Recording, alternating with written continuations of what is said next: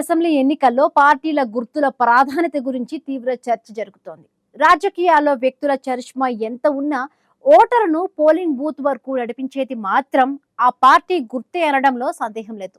దశాబ్దాలుగా తమిళనాడులో ఉదయ సూర్యుడు రెండాకుల మధ్య పోరు ప్రధానంగా సాగుతోంది. నాయకులు మారినా సిద్ధాంతాలు మారినా తమిళ ఓటరు గుండెల్లో పార్టీ గుర్తులు బలంగా ముద్రపడిపోయాయి.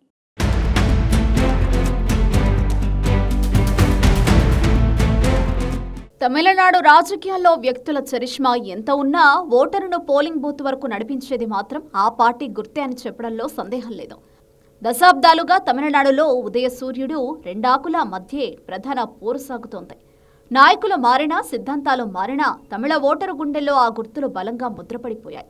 తమిళనాడులో ఎన్నికల చిహ్నం అనేది కేవలం ఒక గుర్తు మాత్రమే కాదు, అదొక భావోద్వేగం, గుర్తింపు అని చెప్పవచ్చు. వాస్తవంగా చెప్పాలంటే తమిళ రాజకీయాల్లో వ్యక్తుల కంటే గుర్తులే ఎక్కువగా మాట్లాడతాయి. ఏ పార్టీ జెండా ఎగిరినా ఏ నాయకుడు ప్రసంగించినా చివరికి ఓటరు నాడిని పట్టుకునేది మాత్రం ఆ పార్టీకి కేటాయించిన ఎన్నికల చిహ్నమే. కొన్ని దశాబ్దాలుగా ద్రావిడ గడ్డపై జరిగిన అధికార మార్పిడిలో గుర్తులు పోషించిన పాత్ర అసామాన్యమైనదనే చెప్పాలి. స్వాతంత్ర్యానికి ముందు మద్రాసు ప్రెసిడెన్సీలో రాజకీయాలు ప్రధానంగా రెండు శక్తుల మధ్య సాగేవి. ఒకటి సామాజిక న్యాయమే లక్ష్యంగా పుట్టిన జస్టిస్ పార్టీ, రెండోది దేశ స్వాతంత్ర్యమే ధ్యేయంగా పనిచేసిన కాంగ్రెస్. జస్టిస్ పార్టీకి అధికారికంగా ఎన్నికల సంఘం గుర్తులు కేటాయించకపోయినా వారి జెండాపై ఉన్న తక్కెడ గుర్తు సామాజిక సమానత్వానికి ప్రతీకగా నిలిచింది. అప్పట్లో కాంగ్రెస్ అంటే రాట్నం గుర్తు, ఆ తర్వాత అది జోడెడ్లుగా మారి ఇందిరాగాంధీ హయాంలో హస్తం గుర్తు వద్ద స్థిరపడింది. కాంగ్రెస్ పార్టీ అంటే మనకు వెంటనే హస్తం గుర్తుకు వస్తుంది. ఇక పెరియార్ ప్రారంభించిన ద్రావిడ ఉద్యమం రాజకీయ పార్టీగా రూపాంతరం చెందాక గుర్తులు ప్రజల జీవితాల్లో భాగమయ్యాయి. 1949లో ఏర్పడిన ఈ పార్టీకి 1950వ దశకంలో ఉదయించే సూర్యుడు గుర్తు లభించింది. అన్నాదురై ఆలోచనలకు కరుణానిధి తన కలం బలం అనర్గళ ప్రసంగాలతో ఈ గుర్తును మారుమూల గ్రామాలకు చేరవేశారు.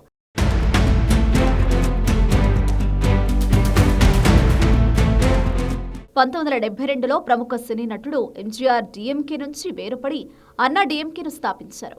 అన్నా డీఎంకే పార్టీ గుర్తు రెండాకులు. ఎంజీఆర్ సినిమా చరిష్మాతో ఈ చిహ్నం ప్రజల్లోకి దూసుకెళ్లింది. ఎంజీఆర్ మరణానంతరం జయలలిత నాయకత్వంలో ఈ గుర్తు ప్రజలకు మరింత చేరువైంది. తమిళనాడులోని ఇతర ప్రాంతీయ పార్టీలు కూడా తమదైన గుర్తులతో ఉనికిని చాటుకుంటున్నాయి. డాక్టర్ రామదాస్ స్థాపించిన పీఎంకే పార్టీది మామిడి పండు చిహ్నం. ఉత్తర తమిళనాడులో వన్నియర్ సామాజిక వర్గంలో పీఎంకే పార్టీకి మంచి పట్టుంది. ప్రస్తుతం మామిడి పండు గుర్తుపై రామదాస్ కుమారుడు అన్బుమణి రామదాస్ వర్గం పోటీ చేస్తుంది. ఇక వైగో నేతృత్వంలోని ఎంజీఎంకే పార్టీ గుర్తు బొంగరం. అయితే ఇటీవల ఎన్నికల నిబంధనల వల్ల వారు ఒక్కోసారి వేరే గుర్తులపై పోటీచాల్సి వచ్చేది.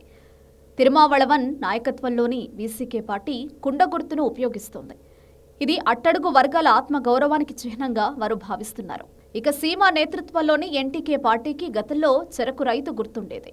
అయితే తాజా రాజకీయ పరిణామాల నేపథ్యంలో ఎన్టీకే పార్టీ ప్రస్తుతం మైకు గుర్తుతో బరిలోకి దిగుతోంది.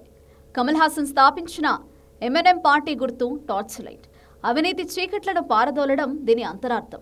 విజయ్ స్థాపించిన తమిళగ వెట్రి కళగం గుర్తు విజిల్. ఇది విజయ్ నటించిన ది గోడ్ సినిమాలోని విజిల్ పోడు పాటతో బాగా కనెక్ట్ అయి యువతలో క్రేజ్ సంపాదించుకుంది. తమిళనాడులోని పార్టీల గుర్తులకు ఇంతటి ప్రాధాన్యత ఏర్పడడానికి కారణాలు లేకపోలేదు. తమిళనాడులో అక్షరాస్యత శాతం ఎక్కువగా ఉన్నప్పటికీ గ్రామీణ ప్రాంతాల్లో ఇప్పటికీ గుర్తే ప్రధానం. ఈవీఎం మెషిన్పై అభ్యర్థి పేరు కంటే గుర్తును చూసి ఓటు వేసే సంస్కృతి తమిళనాడులో ఎక్కువగా కనిపిస్తుంది. తాతలు తండ్రులు ఏ గుర్తుకు ఓటు వేశారో ఆ తర్వాతి తరం కూడా అదే గుర్తును అనుసరించే ధోరణి కనిపిస్తుంది. పార్టీలు చీలిపోయినప్పుడు అసలైన పార్టీ ఎవరిదనేది ఆ గుర్తును బట్టే నిర్ణయించబడుతుంది. అందుకే రెండాకుల గుర్తు కోసం గతంలోనూ ఇటీవల కూడా తీవ్రమైన న్యాయ పోరాటాలు జరిగాయి.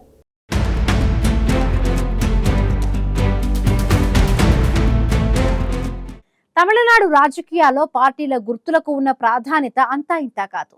ఎన్నికల్లో ఓటర్లు అభ్యర్థులను కాకుండా కేవలం పార్టీల గుర్తులను చూసి ఓటు వేసే సంస్కృతి తమిళనాడులో బలంగా ఉంది. అందుకే పార్టీలో చీలికలు ఏర్పడినప్పుడు గుర్తుల కోసం పోరాటం తీవ్ర స్థాయిలో జరుగుతుంది.